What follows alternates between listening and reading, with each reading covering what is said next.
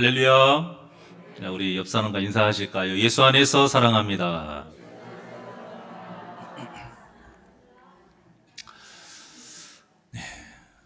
오늘이 무슨 주일이죠? 어린이 주일입니다. 그런데 저는 오늘 말씀의 주제를 어린이로 잡지 않았습니다. 일단 우리 교회에 어린이가 너무 없습니다. 참 슬픈 현실이죠. 어린이가 참 많아야 되고 예배 시간에 아이들이 좀 시끄럽게 하는 소리도 들려야 합니다.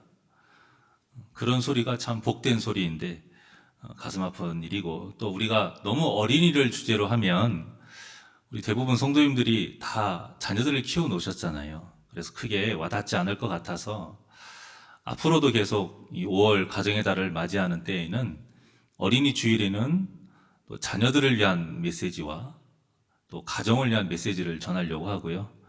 또 어버이 주일에는 부모를 위한 말씀을 전하려고 합니다. 성경에 보면 부모를 위해서 자녀가 해야 하는 그 말씀에 대한 건 좀 깁니다. 그런데 자녀를 위해서 부모에게 하는 말씀은 참 짧아요. 오늘 본문도 한 줄로 끝입니다. 하지만 이 말씀이 의미하는 바가 굉장히 우리에게 깊은 메시지를 던져주고요. 우리가 참 깊게 생각해 봐야 할 문제입니다. 저는 청소년 시절에 이 말씀을 처음 대하고 나서 약간 충격을 받았어요. 분명히 지금 사도 바울이 하고 싶은 말이니까 한 거잖아요. 그냥 하는 말이 아닐 거란 말입니다. 분명히 자기 눈에 이런 모습들이 보이니까 말한 것 아니겠습니까?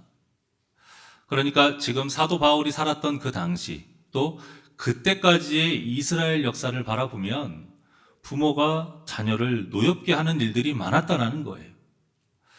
문화적으로도 어떤 그런 것들이 문제가 되지 않고 비일비재하니까 지금 사도 바울이 이렇게 말을 한 것이구나 하는 생각에 제가 약간 충격을 받았던 기억이 있습니다. 그런데 이 말씀이 오늘날 지금 우리에게도 그대로 적용이 되는 것을 보면, 말로는 지금 아이들의 인격을 존중해주고 그런 사회가 됐다라고 하지만 아직도 우리가 부모로서 자녀를 노엽게 하는 일들이 참 많이 있구나 하는 것을 알 수가 있습니다. 내 피를 이어받았고 내 몸에서 태어난 내 목숨과도 같은 이 자녀들을 노엽게 하는 일들이 왜 아직도 벌어지는 것일까요? 그것은 기본적으로 자녀를 내 소유물로 여기기 때문입니다. 하지만 자녀는 우리의 소유물이 아닙니다. 자녀는 하나님의 것인 줄 믿으시길 바랍니다. 근데 자녀만 그런가요? 우리도 하나님의 것이고요. 우리의 몸, 우리의 재산, 우리의 시간, 우리의 삶, 모든 것이 다 하나님의 것입니다. 시편 127편 3절의 말씀을 다 같이 합독합니다. 시편 127편 3절의 말씀 시작.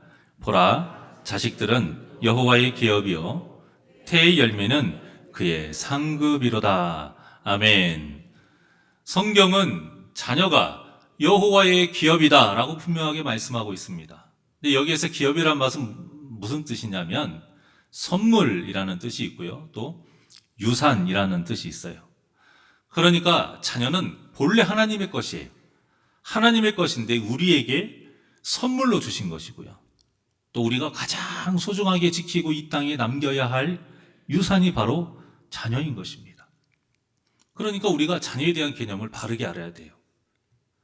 우리가 너무 쉽게 자녀에 대해서 감히 네가 이렇게 말을 하는 것은 자녀가 우리 소유물이라는 생각이 윗바탕에 깔려있기 때문에 그렇습니다. 이것을 마음에 우리가 이 하나님의 말씀을 새기고 있지 않으니까 자녀를 함부로 대하는 것이고 자녀를 노엽게 하는 것입니다. 그래서 남들에게는 참 잘 참아요. 남들에게는 잘 참는데 유독 자녀들에게는 잘 참지 못하고 쉽게 화를 내는 것이지요. 이 정도가 점점 심해지면 어떻게 되죠? 이제 폭력으로까지 이어집니다. 한국뿐만 아니라 전 세계적으로 이 부모의 폭력에 대한 연구를 하게 되면 조사 결과가 거의 비슷하다고 합니다. 성장기에 학대를 받은 이 경험, 그 학대를 경험한 부모들이 약 75%가 또 그 자녀들에게 학대를 가한다고 합니다. 한마디로 폭력이 대물림 된다는 것이죠. 그런데 이렇게까지 폭력을 가하는 사람이 사실 우리 교회에는 거의 없잖아요. 그래서 별 상관이 없을 거라 생각할 수 있지만 이 폭력이라는 게 꼭 육체적인 폭력이 있는 것은 아니죠. 이 정신적인 폭력도 있습니다. 그래서 사실 이 말씀은 모두 다 모든 성도에게 다 해당이 됩니다. 그 예로 이 과잉보호도 폭력입니다. 부모는 이 사랑이라는 이유로 우리가 보호를 하려고 하지만 사실은 이 자기 만족을 위해서 과잉 보호를 하는 경우가 많아요. 이것도 폭력입니다. 아이 입장에서는 전혀 도움이 되지 않아요. 그런데 부모 입장에서 보니까 도움이 돼요. 부모 입장에서 보니까 필요하다고 생각을 해서 부모 마음대로 아이들에게 행하죠. 이 과잉 보호의 문제점이 뭐냐면 자녀들이 혼자서 이제 결정하고 자기의 계획을 개척하고자 하는 어떤 주체의식, 이런 자립심이 부족해진다는 것입니다. 또 거기에서 멈추지 않고 나중에 보면 자기를 이렇게 연약한 존재로 만든 부모에게 탓을 돌리고요, 분노합니다. 요즘 교권이 무너지는 것이 사회의 큰 문제로 대두가 되고 있어요. 제가 며칠 전에 기사를 봤는데 한 초등학생 엄마가 자녀의 말만 믿고 새벽 2시가 다 된 시각에 선생님에게 문자를 보내는데 차마 말로는 할 수 없는 협박성의 문자를 보냅니다. 제가 그것을 읽기에는 좀 좋지 않은 단어들이 섞여 있어서 제가 차마 읽어드리지는 못하고 대충 그 내용을 요약해서 말씀을 드리면 아이의 말로만 어머니가 이제 부모 선생님에게 그런 문자를 보낸 거예요. 뭐냐면 도덕책을 가지고 오지 않으면 수업 시간 내내 서 있게 하겠다. 선생님이 이렇게 이야기했다라는 거예요. 그런데 이 아이가 도덕책을 잃어버렸어요. 그래서 저녁에 그 다음 날에 선생님한테 혼날까봐 무서워가지고 경기를 일으킨다는 거예요. 그래서 그것 때문에 선생님이 화가 나가지고, 부모가 화가 나가지고 선생님에게 문자를 보냈는데 한마디로 말하면 내가 가만두지 않겠다 이거예요. 그렇게 해봐라, 내가 보복하겠다, 뭐 이런 내용인데 굉장히 저급한 표현이 많이 들어가 있어요. 근데 선생님이 알아보니까 자기는 그렇게 말한 적이 없다고, 부모가 안 믿을 것 같아서 다른 학생들에게까지 이야기하고 확인했다 라고 또 그렇게 답변을 보냈다고 합니다. 이제 그 이후에 어떻게 되었는지는 몰라요. 그런데 이런 부모의 과잉 보호가 어쩌다 있는 일이 아닙니다. 그리고 설사 선생님이 이렇게 했다 할지라도 누구를 혼내야 됩니까? 책을 잃어버린 아이를 혼내야죠. 네, 이렇게 선생님을 협박했다는 것은 참 잘못된 거고요. 또 요즘 선생님들의 말을 들어보면 이런 일들이 참 비일비재하다고 합니다. 지금은 회사에서도 퇴근하면 카톡이나 메시지 못하게 되어 있어요. 정말 급한 일이 아니면 이 일의 연장선으로 해서 직장인들을 스트레스 받게 하면 안 된다. 이건 사회적인 문제가 대두가 돼서 요즘은 딱 퇴근하고 나면 그렇게 문자 주고받지 못하게 되어 있어요. 그런데 선생님들은 퇴근 후에 부모님들의 문자 폭탄을 받는답니다. 이렇게 되면 결국 누가 손해를 보는지 아십니까? 자녀들이 손해를 봐요.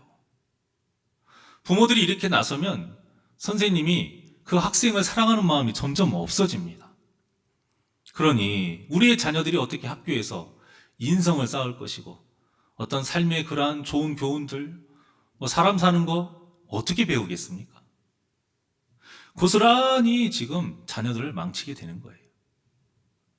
자신들이 만족하려고 과잉 보호를 했는데 그 과잉 보호가 결국에는 자녀를 망치는 길이 되는 것입니다. 처음엔 자녀들이 좋다고 할 수 있어요. 자기 말만 듣고 자기가 원하는 대로 부모들이 다 해주니까 그럴 수 있어요. 하지만 시간이 지나면 이 모든 것들이 자기 인생의 독버섯이었다는 것을 알게 됩니다. 그러니까 결국에는 또 부모를 원망해요. 이런 악순환이 벌어진 것이 바로 성경의 대표적인 인물이 엘리 제사장입니다. 엘리 제사장에게는 두 아들이 있었지요. 홈니와 비느하스입니다. 너무 과잉 보호를 했어요. 분명히 잘못을 했고 율법에 의하면 죽어 마땅한 죄를 지었습니다. 그러면 아비이니까 호되게 혼내야죠. 따끔하게 훈계를 해야 됩니다. 고칠 때까지 가르쳐야 돼요. 그런데 그렇게 하지 않았어요. 결과가 어떻게 됐습니까? 이스라엘은 전쟁에 패했고 또 언약의 궤는 블레셋에게 빼앗겼고 자신이 그렇게 사랑하는 두 아들 홈니와 비느하스는 그 전쟁에서 죽임을 당합니다. 그뿐입니까? 그 소식을 들은 엘리 제사장도 죽게 됐고요. 또 그 가문 전체에 하나님의 심판이 임하게 됩니다. 그래서 당시 출산을 하게 된 그 며느리도 아들을 낳고는 죽었고 또 그 아들을 낳았다라는 것이 이 가문 전체의 가장 큰 기쁨이거든요. 그런데 영광이 없다는 뜻의 이가봇이라는 이름을 그 아들에게 지어주고 그 어미는 죽게 됩니다. 이처럼 엘리의 과잉 보호로 지금 자녀들뿐만이 아니라 가문 전체가 화를 당하는 결과를 가져오게 된 것입니다. 그래서 이런 일이 생기지 않도록 사도 바울이 뭐라고 말씀합니까? 오늘 본문에서 오직 주의 교훈과 훈계로 양육하라 이렇게 권면하고 있는 것입니다. 절대 내 마음대로 하지 말라는 거예요. 하나님의 뜻에 맞게 가르치라고 말씀하고 있습니다. 그런데 과잉 보호만 폭력이 아니고요. 그 반대 무관심도 폭력입니다. 너무 관심이 없다 보니까 돈 주고 집에서 부족함 없이 살게 해주는 것 이거면 부모로서 다 해줬다 이거예요. 그래서 나머지는 너희들 다 알아서 해라 이렇게 하는 것이 무관심이에요. 그래서 이렇게 무관심하게 자녀들을 방치하는 이 부모들의 공통점이 뭐냐면 자기들이 관심을 가지지 않았다 절대 인정하지 않아요. 오히려 자기만큼 사랑하는 부모가 어딨냐 이렇게 도리어 말을 합니다. 잠언 13장 24절의 말씀 우리 다 같이 합독할까요? 자, 시작.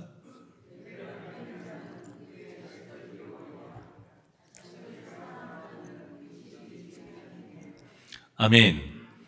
이 말씀은 그저 막 때려라 이 뜻이 아니에요.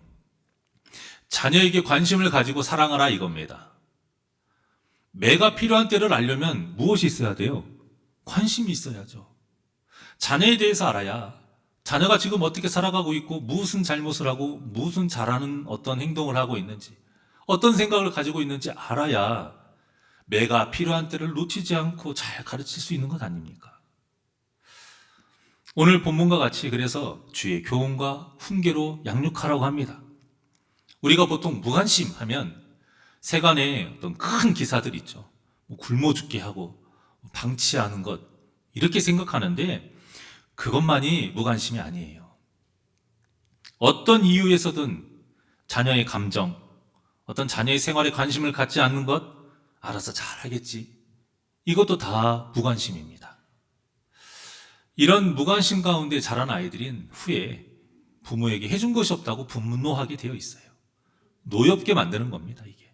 그러니 항상 사랑과 관심으로 자녀와 깊은 교제를 이루는 우리 부모가 되시기를 바랍니다.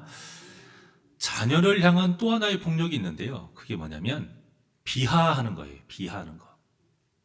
이 비하하는 폭력은 자녀를 하나의 인격체로 존중해주지 않기 때문에 벌어집니다. 우리는 남녀노소를 막론하고 다 하나님의 모양과 형상을 닮은 존귀한 존재인 줄 믿으시길 바랍니다. 예수님께서 죽으신 이유도 어떤 특별한 몇몇 사람을 위해서가 아니었어요. 모든 사람을 위해서였어요. 왜? 하나님의 모양과 형상을 닮았거든요.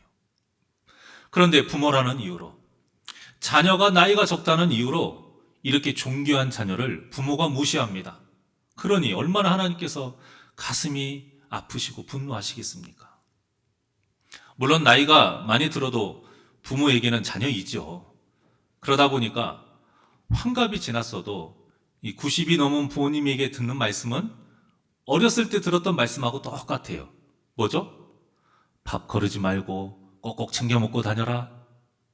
그리고 꼭 마지막에 하는 말씀이 있어요. 뭐예요? 자조심하고. 저도 우리 아이들에게 이렇게 말하고 저희 부모님도 저에게 지금도 그렇게 말씀합니다. 하지만 그렇다고 해서 죽을 때까지 우리가 자녀를 어리게 보면 안 되는 것이죠.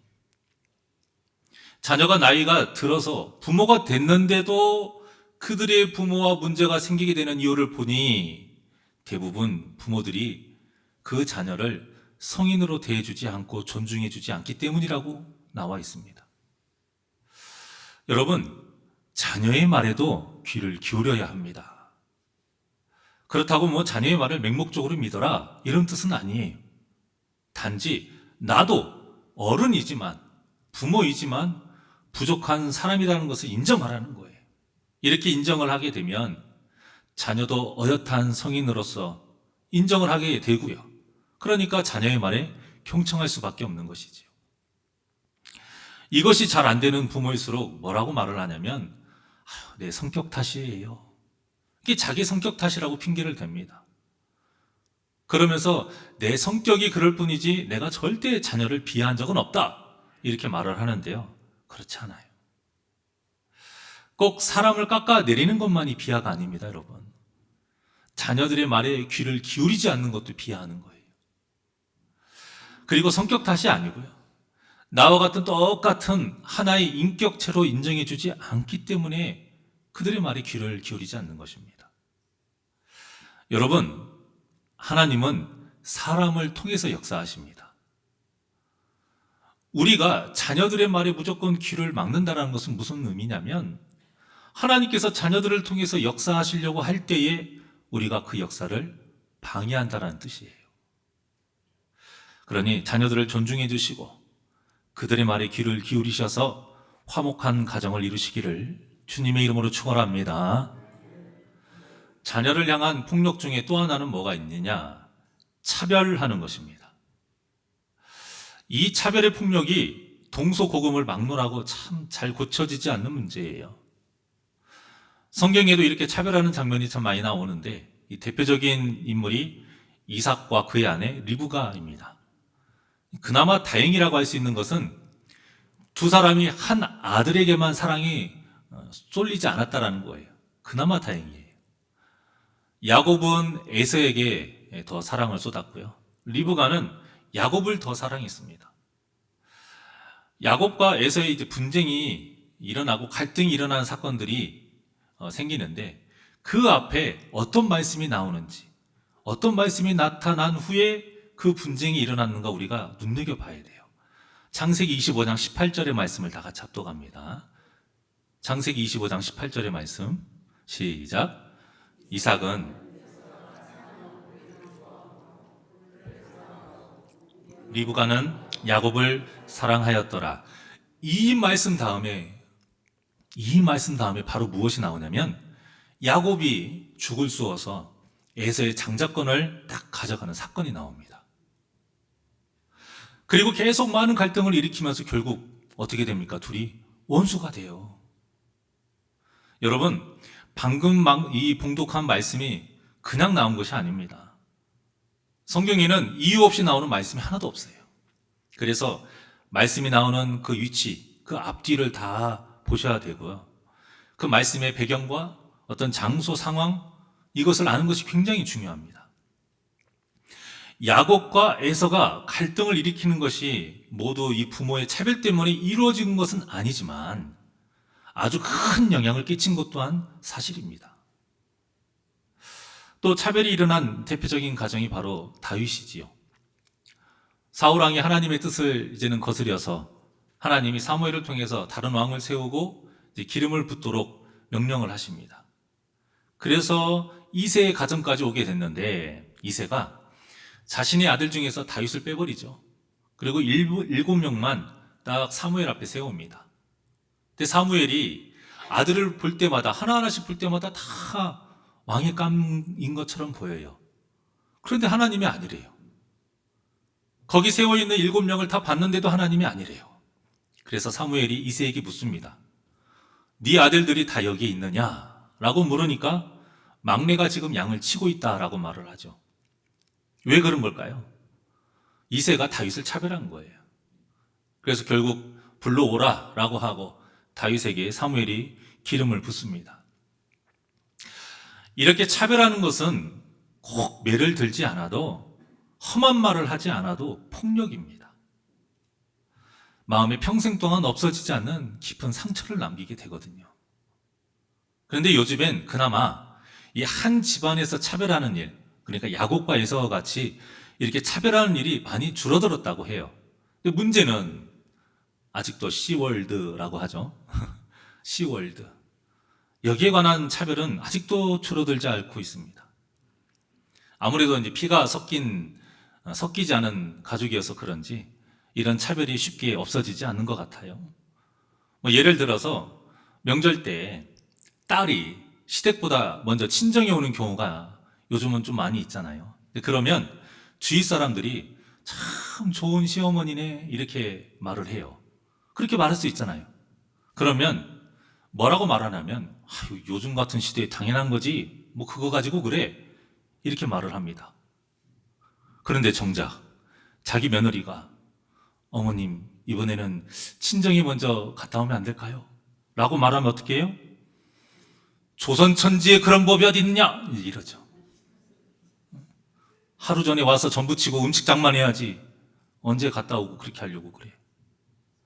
이렇게 말을 해요. 또 딸의 집에 갔더니 사위가 설거지를 하면 그럼 요즘 남자들은 저렇게 해야 돼. 당연히 그렇게 해야지. 이렇게 말해요. 그런데 아들 집에 갔더니 아들이 설거지하고 있네? 그러면 자기 아들 하루 종일 직장에서 힘들게 일하고 왔는데 집에서도 고생시킨다고 눈치를 줍니다. 이렇게 달라요. 이게 차별인 거죠. 이런 차별에 당사자가 엄청나게 큰 상처를 받는데 여러분 잘 알아야 돼요. 거기서 끝나는 게 아니에요. 더 큰 문제가 자신의 딸과 아들에게도 영향을 끼쳐요. 왜 그러죠? 이 차별 때문에 자녀들의 가정에 불화가 생기는 거예요, 불화가. 그런데 차별에서 문제를 일으킨 부모님들은 정작 그걸 몰라요. 자신이 잘못한 건 모르고 자신이 원인인지를 몰라요. 그래서 만약에 자녀의 어떤 가정에 문제가 생기잖아요? 그럼 자기들의 잘못은 생각하지도 않고 뭐라고 하냐면 또 며느리 탓하고 또 사위 탓을 해요. 물론 우리 교회는 이런 분들이 없는 줄 알아요. 하지만 우리가 이런 것에도 조심하고 신경을 쓰지 않으면 우리도 모르는 사이에 이렇게 차별을 해서 상처를 줄 수 있다는 것을 우리가 잊지 말자 하는 뜻에서 제가 드리는 말씀입니다. 고부간의 갈등이 너무 심해요. 너무 심하다가 화해를 하는 경우가 있잖아요. 그래서 이것을 어떤 박사가 조사를 했습니다. 연구를 했는데 어떻게 해서 화해를 이루게 됐는가 조사를 해보니 1위가 참 너무나도 간단한 것이었습니다. 뭐 시부모가 정중하게 시부모님이 눈물을 흘리면서 무릎을 꿇고 그간에 내가 너 잘못했어 뭐 이런 말 사과해서 그렇게 화해를 했다? 아니에요. 그냥 딱 말 한마디였답니다. 무엇일까요? 맞춰보십시오. 무엇일까요? 이런 일이 없으니까 도저히 생각이 안 납니까? 1위가 뭐였냐면 고맙다 였습니다. 고맙다. 여기에 좀 더 표현을 잘 하시는 분들은 덧붙여서 이렇게 말해요. 그동안 얼마나 힘들었니? 지금까지 이렇게 힘든데 잘 참아줘서 고맙다. 잘 살아줘서 고맙다. 이 말 한마디에 원망과 서운함이 다 사라졌다고 합니다. 참 별거 없죠. 고부간의 갈등 때문에 가정이 불화가 생겨서요. 이혼 도장까지 찍으려고 그렇게 피 터지게 싸웠는데 이 말 한마디에 다 용서가 되더랍니다. 70년, 80년 이상 살아오신 분들이 여러분 그 나이에 무슨 성격을 고치겠습니까? 3살 버릇 80까지 간다는 말이 괜히 있는 게 아니에요. 젊은 사람들도 다 알아요. 이제는 우리 부모님들이 성격 못 고친다. 변화 안 된다. 다 안다니까요. 그래서 일일이 뭐가 어떻고 어떤 모습을 바꾸고 갑자기 권위적인 분이 부드럽게 변하고 이런 걸 원하는 게 아니에요. 그저 고맙다. 그냥 그 말 한마디에 그동안의 원망과 서운함이 싹 다 녹아내리더랍니다. 저의 경우는 전 제가 참 잘한 것이 별로 없는 것을 알기 때문에 제가 알아요. 그런데 장모님이 항상 저한테 고맙다라는 말씀을 항상 하십니다.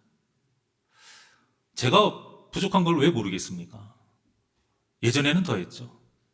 그래도 지금까지 부모님의 기도, 또 장모님의 기도, 또 사모의 헌신으로 제가 지금까지 그나마 이렇게 많이 좋아진 거예요. 그런데도 저희 장모님은 예전부터 그랬어요. 와서 얼굴 보여준 것만으로도 고맙다고 하세요. 집에 뭐 없길래 그냥 3,000원짜리 그 돌돌이 찍찍이 있죠? 그거 하나 사드렸더니 뭐 무슨 집 한 채, 뭐 자동차 한 대 사준 것처럼 고맙다고 하세요. 사실 아내가 더 힘들죠. 그런데도 저에게 항상 고생 많이 한다고 문자 주시고 고맙다는 말씀을 항상 달고 사세요. 그 말씀이 제가 꼭 잘해서 하시는 말씀이 아니라는 것도 알아요. 다 저를 위해 하시는 말씀인 것을 아는데도 그게 여러분 얼마나 힘이 되는지 모릅니다. 여러분, 앞으로 여러분의 자녀뿐만이 아니라 여러분의 며느리 또 사위에게도 이 말을 꼭 해주시기를 바랍니다. 무슨 말이요? 고맙다. 고맙다. 근데 여기에다가 말 한마디를 딱 얹으면 최소한 10배, 많게는 100배 이상 효과를 봅니다. 그게 뭘까요? 미안하다. 여러분, 사랑한다는 요즘 먹히지도 않아요. 네, 그거 하나도 소용없어요. 아무 때나 하지 마세요. 효과도 없어요. 미안하고 사랑한다. 이러면, 미안하고 고맙다. 저까지 오염되지 않습니까? 미안하고 고맙다.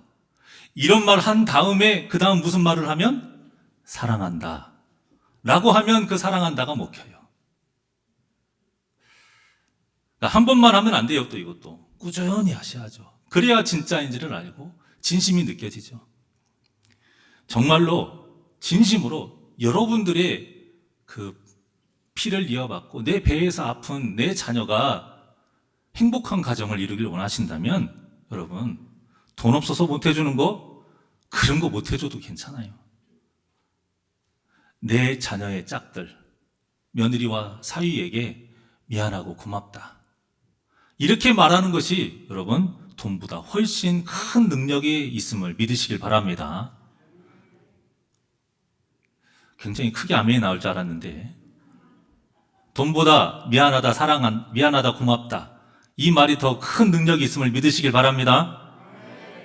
그러고 보면 나오미는 참 존경할 만한 시어머니예요. 남편과 두 아들이 모두 모압당해서 죽었죠. 그래서 자신의 두 며느리 오르바와 룻을 너희들이 집으로 가라 하고 돌려보냅니다. 그런데 둘 다 어떻게 하죠? 가지 않아요. 울면서 매달립니다. 이것만 봐도 나오미가 오르바와 룻에게 얼마나 좋은 시어머니였는지를 알 수가 있어요. 이게 문제가 생기면 딱 안다니까요. 고난이 오면 우리의 믿음을 알 수 있듯이 이 관계는 어려움이 생길 때 알 수가 있어요. 그리고 좋은 시어머니의 모습이 또 이어서 바로 나오는 것이 뭐냐면 그 매달리는 두 며느리에게 차근차근 현실적인 문제를 이야기해요. 그러니까 다시 돌아가. 또 강권합니다. 그때 오르바는 돌아갔고요. 그러니까 여러분 오르바 너무 욕하면 안 돼요. 오르바 착한 며느리입니다. 믿음이 없어서 안타까웠던 거죠. 나쁜 며느리 아니에요. 우리가 너무 오르바를 욕을 하시는 분들이 간혹 있는데 그러지 않아요. 어쨌든 오르바는 돌아갔고 룻은 끝까지 나오미와 함께 합니다. 후에 이 나오미와 룻이 베들레헴에 딱 왔죠. 그때 사람들이 나오미를 알아봐요. 저 여인이 나오미 아니야?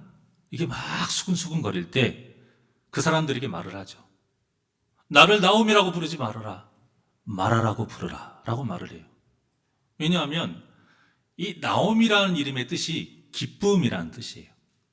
그런데 지금 자기의 상황이 너무나도 비참하잖아요. 그래서 쓰다라는 뜻의 마라라고 부르라고 합니다. 근데 이런 비참함 속에서 먹고 살아야 되니까 룻이 이제 밖으로 나가죠. 밖으로 나가서 마침 그때가 이제 보리 추수하는 때여서 이삭을 주우러 밭으로 나갑니다. 그런데 그 밭이 누구의 밭이었습니까? 보아스의 밭이었어요. 보아스를 통해서 생각지도 못한 은혜를 풍성히 룻이 누립니다. 그래서 한 오멜이 정도 되는 거, 그러니까 22리터니까 쌀 한 가마니 큰 거 있죠. 한 요만한 거. 그 이상의 것을 들고 또 보아스가 준 먹다 남은 음식 풍성하게 또 바리바리 싸가지고 옵니다. 그리고는 오늘 있었던 일을 어머니 나오미에게, 시어머니 나오미에게 딱 말을 하니까 나오미 얼굴에 생기가 돌아요. 그리고 나오미의 이름과 이 이름의 뜻과 같이 기쁨이 넘쳐나기 시작합니다. 왜냐하면 보아스가 자신의 남편 엘리멜렉의 고엘이거든요. 친척. 이 고엘이 뭐냐면 기업 물을 자라고 해서 남편이 죽어서 홀로 된 직계 형수나 아니면 친척의 형수를 대신 책임져야 합니다. 이제 그러니까 다른 사람도 아니고 그 부자, 그렇게 착한 사람, 선한 사람, 이 보아스가 자기의 고엘이니까 이제는 앞으로의 좋은 이제 희망이 생기게 되는 것이죠. 이때 나오미가 놀라운 말을 합니다. 우리 새벽 예배 때는 이 말씀을 은혜를 받았는데요. 자, 룻기서 3장 1절의 말씀입니다. 시작. 룻의 시어머니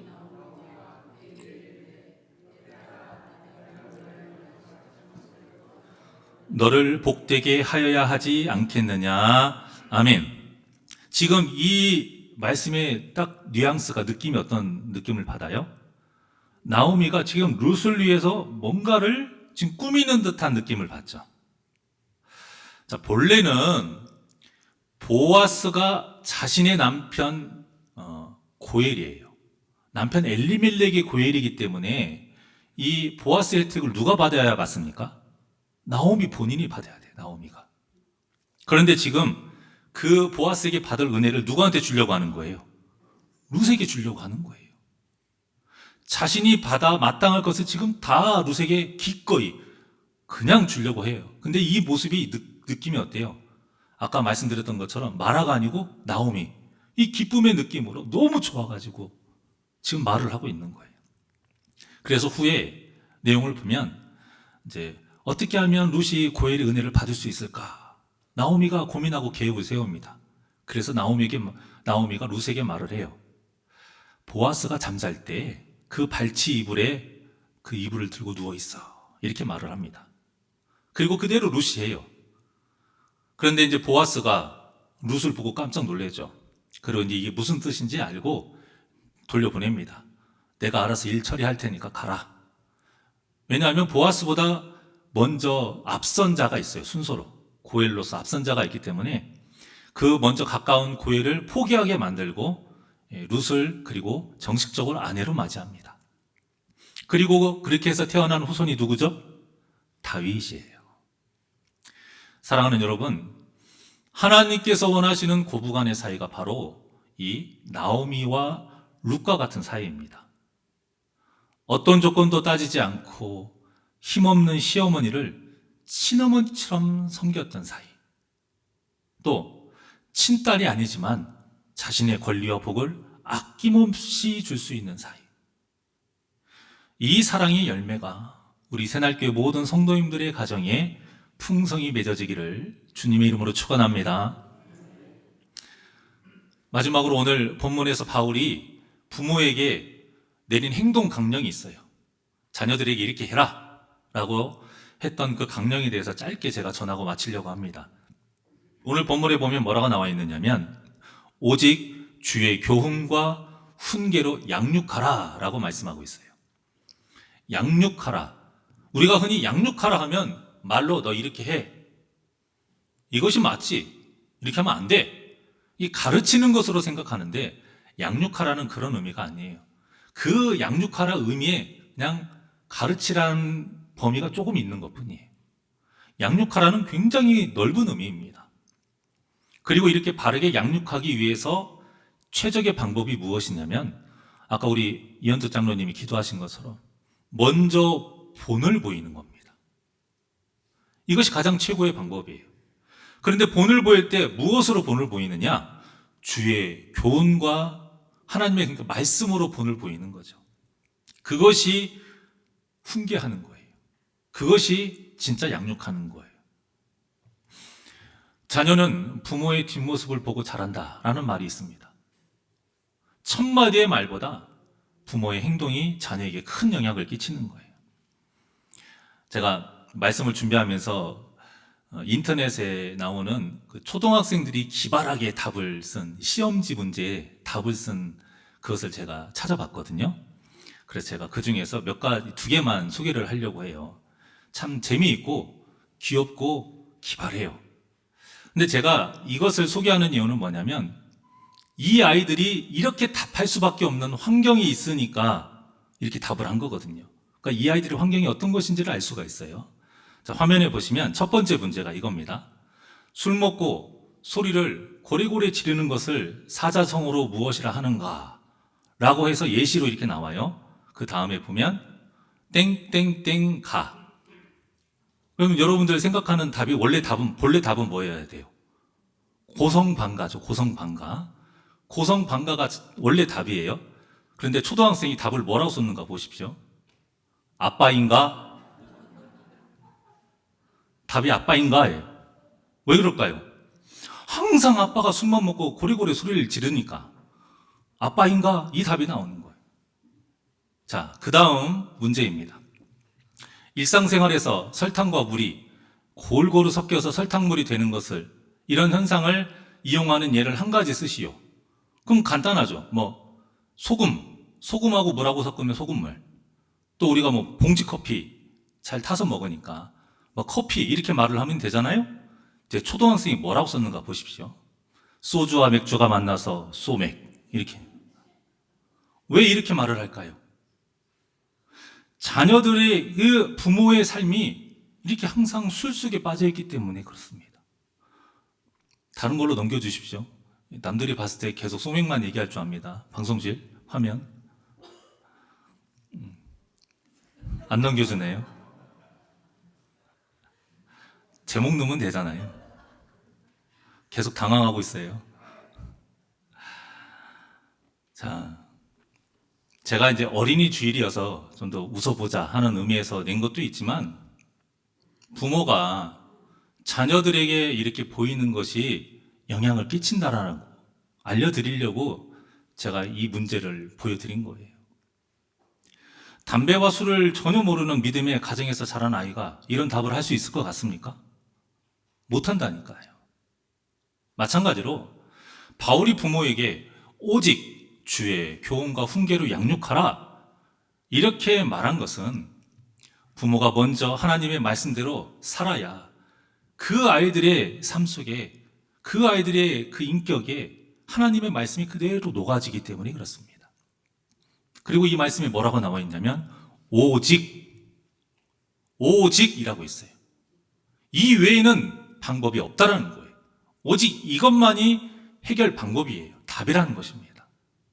그러니까 자녀의 실수와 잘못에 먼저는 우리가 부모로서 본을 제대로 보였는지 한번 살펴보시고, 하나님의 뜻에 맞는 교훈과 훈계를 할 수 있도록 먼저 기도하며 사랑하는 그 믿음의 부모님들이 되시기를 주님의 이름으로 축원합니다.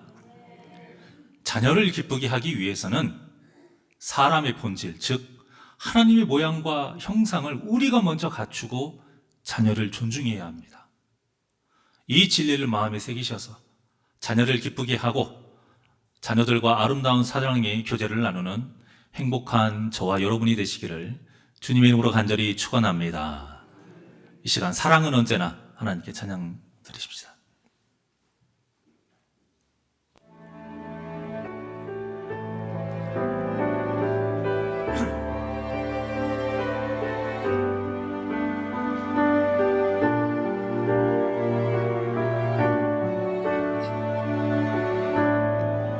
사랑은 언제나, 사랑은 언제나 오래 참고, 사랑은 언제나 온유하며, 사랑은 시기하지 않으며,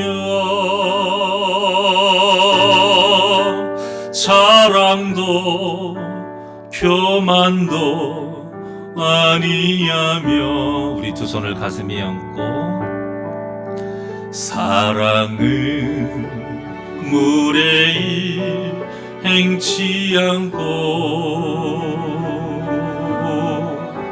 자기의 유익을 굳지 않고 사랑은 성내지 아니하며 진리와 함께 기뻐하네.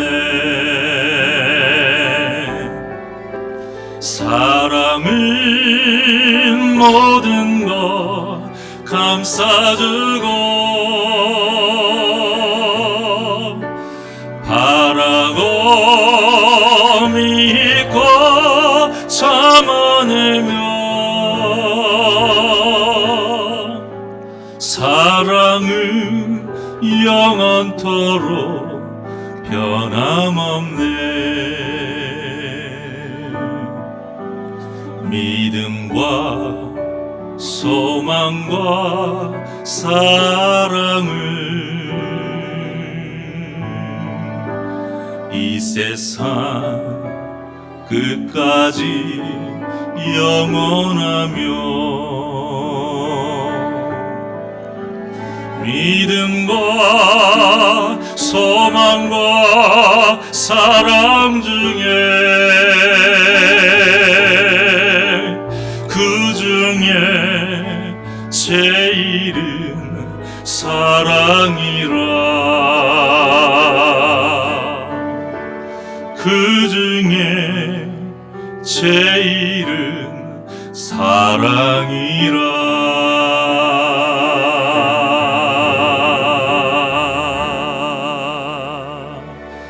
기도하시겠습니다.